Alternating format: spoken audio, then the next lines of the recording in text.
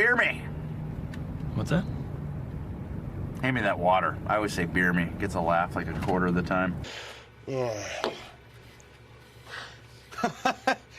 That's Big Red Bear. That's a bobble Big Red Bear. God! Fine, I'll just go sit at my desk and be quiet. Sorry I annoyed you with my friendship. Hardcore! Hardcore! I'm right behind you, Andy! Come on! Yeah! Parkour.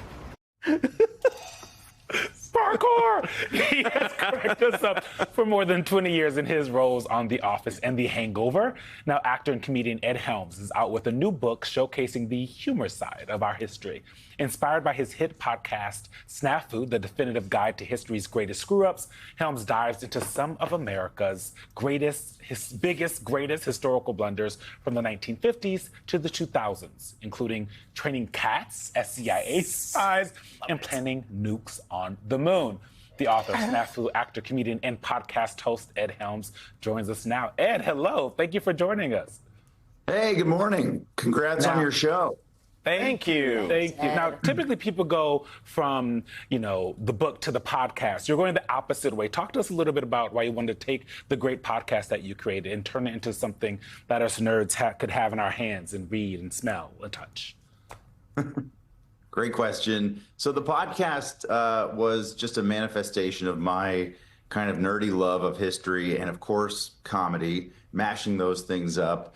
And every season, there's 3 seasons of the Snafu podcast. Every season's a deep dive into one crazy historical snafu. But in doing all the research, we just found there are so many of these things. And it just felt like we got to crank out a book because there's too much. And the book is more of a survey. There are 30, 31 distinct snafus. Each chapter is kind of it's like a short story book. And yeah. Ed, I have to know about these spy cats. So He's tickled by so I want to read Operation Acoustic Kitty. If Operation Acoustic Kitty was a success, the United States could deploy a team of cyborg kitties to listen in on conversations anywhere in the world, and no one would ever be the wiser. When it came time to send the cat into the wild, its movements proved so inconsistent that the operational utility became questionable. The CIA learned just how hard it is to herd cats. I'm a cat. My Instagram feed is filled with cat videos. That's why. This was for real. This was real. Yeah, 100%. It's the Cold War. Obviously, the CIA is looking for every opportunity they can to spy on people. They thought cats are very furtive. They're great listeners. And why don't we surgically implant microphones into their ears and then train them to go sit next to bad guys, and we'll be able to hear all the things that all the bad things they're planning. Of course, you can't train cats. Like everybody knows this. Wait, Ed, before I ask you a more serious question, can you also expand on the sexpionage episode that you cover? How you doing? Is this a family show or? It's a morning show. I don't know, it's a family show. Yeah. Well, yeah, that's a fun one. Again, it's the Cold War. The Cold War did not bring out the best of us. I guess one of the macro lessons here. But there was a couple that were spies. They were a Czech couple originally, but they were spying for the KGB in the United States and would throw sex parties in Washington, D.C.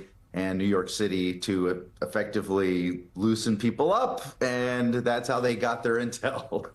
And it's a much more complex and interwoven story, but that's the gist of it.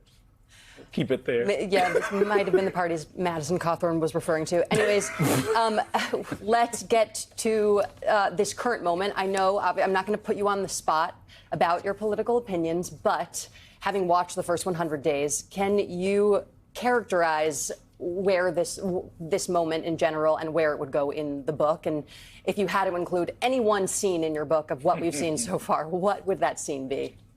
Wow.